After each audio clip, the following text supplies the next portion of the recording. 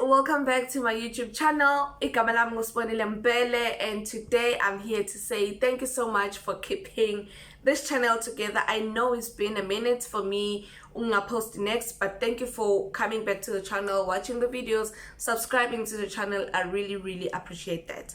Today I want to talk about how to surrender your car, and also if you do have a shortfall, how to go around with that shortfall, and how to get your money back to your pocket.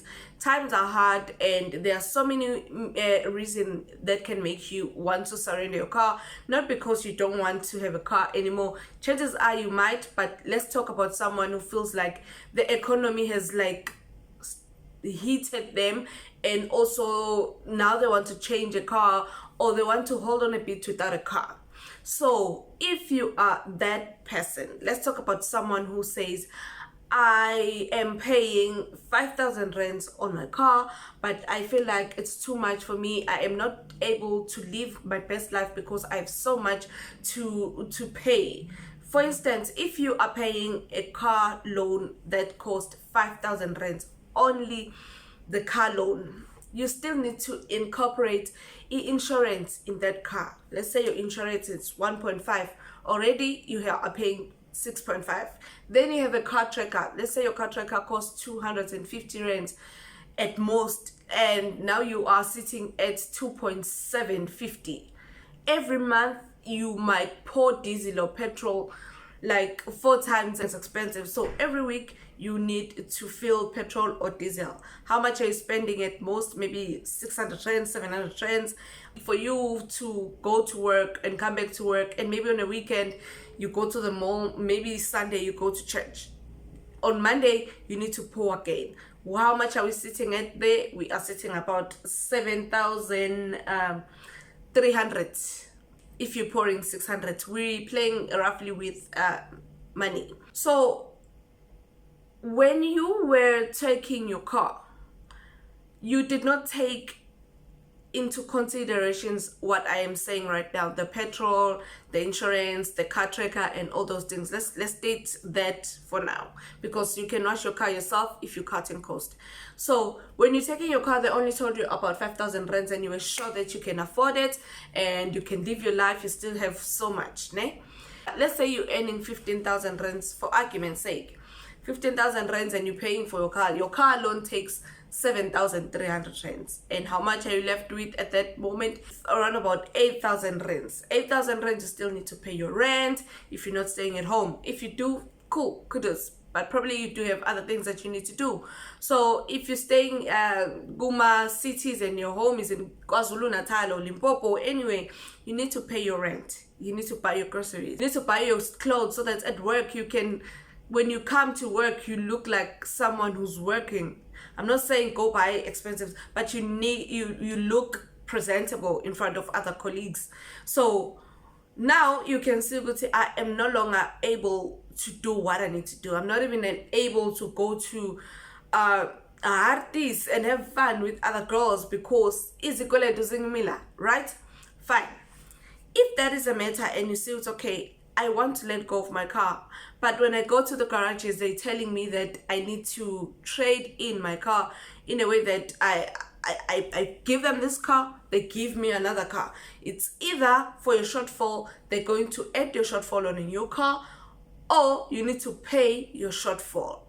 So what is a shortfall? A shortfall is the amount of money that you owe the bank whenever the garage buys your car. When you want to sell your car, you have to get a settlement letter from the bank that borrowed you money to buy the car. Ne? Then they'll give you their settlement letter. It includes the interest and everything. Now you're owing around about 300,000 rands for your car that you have driven for 2 years, and that's how much they want. When you take it to the garage, they say at the garage, we can only be able to buy this car for 200,000. So which means you owe the bank 100,000. How to go about then, if you are a person who's saying, I don't want a car anymore, I do not want to trade in where you guys are giving me another car, then you take the money that I owe the bank and you add it on top of the car that I will be driving, the new car that I'm buying now. I don't want that, because chances are I don't have 100,000 that I would say I'm paying off this debt so that I can start all over with this debt. So immediately when you start saying that, to say I am actually surrendering my car, if you are a good payer and you can see that you no longer want to pay this car, this is what you need to do. You contact your service provider. It can be Netbank, MFC. You call them, you say, guys, I have a car, but now I feel like I need a break. I want to breathe from paying a car this amount of money. How much is my settlement? They send you a settlement, and then there is something called assisted sales within MFC. I don't know if it works with other banks, and I don't know if there are something like that with other banks. So MFC or that other bank will say, okay, you owe us 300,000, go to 3 different garages. Tell them that you're selling your car, not that you want to trade in. You are selling this car, you are not taking anything, because that is what you want. Go to different types of garages. A lot of garage will tell you that I can buy this car for 200,000, the other one 210, the other one 280. So what MFC does, will take the highest bidder amongst the 3, but you need to submit all 3 quotations to MFC. So it's a matter of playing games, because other people might take advantage of you because they think that you are in need and all of that. Imagine if someone wants to buy your car for 200,000 and there's someone who can buy it for 280 or 290. Someone there is playing the game. So you need also to be a game player. Fine, you have 3 garages that say, that gave you their amount to say this is how much I can buy your car for. If you see this is the lowest, take it out. Take this one out. Go to another bank. Maybe you might find someone who can say, I can buy your car for 320,000. It's way above the settlement, which means you are making profit at this point. So it is basically that. Also, the fact that your car is still maybe in a right condition, in a good condition, and all of that also count, because when they are doing their inspections, that is what they're looking at in terms of determining how much they are willing to buy that car for.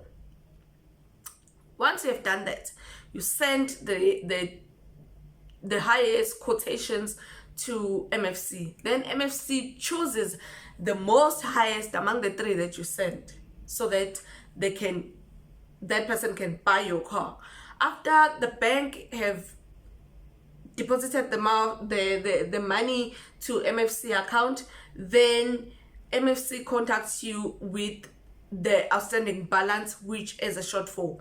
Let's say they take the value, on this case, on this scenario, the highest bidder is 280,000, which means your shortfall is 20,000.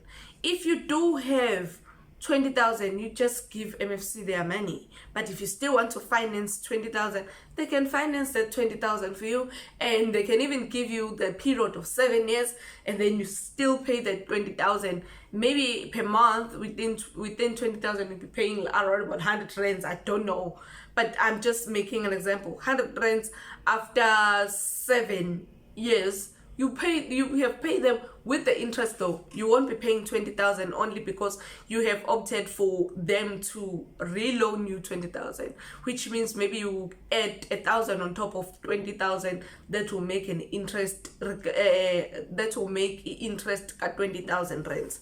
So it's basically that. In that case, you're able to get a breather, because if you were paying 5,000 for a car to MFC, or 1.5 to another insurance company, and then you are paying 250 to a car tracker, you put in petrol and all those things, and at the end of the day you were spending that 7 point something thousand, but now you are paying 100 rands per month. You have saved 7,000 something, 7,200, because we have placed it at 7,300. You are saving 7,200 rands. Then you are able to do your things, you're able to breathe. But don't let that be a hooray. it should be a lesson to you to say, I want to live below my means, not above my means, because you have seen that 5,000 rand is too big for you and all that. Only if you were selling the car because of affordability. But if you were selling the car because you don't want to get into a bigger debt when you are buying another car, then it's okay also to say the amount that you've been paying towards your car, incorporating all the expenses, save it for deposit, so that when you are buying the car that you want to buy, you have a huge deposit, and you've given yourself maybe a 1 year break, then you save the deposit that you want to save, so that when you go and say, I want this type of a car, you give them the deposit of that, and then it also lowers your installment. So it's basically that you go to your bank and then you ask them if they do have something called assisted sales. If they do, they give you settlement letter so that you can find out how much exactly you're owing your bank. After that, you go to 3 different garages. You get the highest quotes when you are telling them that you are selling your car. Then you send it to MFC. MFC takes those quotations and take the most highest bidder or the most highest buyer among the 3. Then they let them pay. Then you are left with the outstanding amount, which is the settlement amount. Then you arrange to pay that amount if you don't have the whole amount. It's basically that. So if you are a person who's looking into doing this is a safer route of doing things for me, rather than having someone who will say, give me your car, I'll continue paying your installment.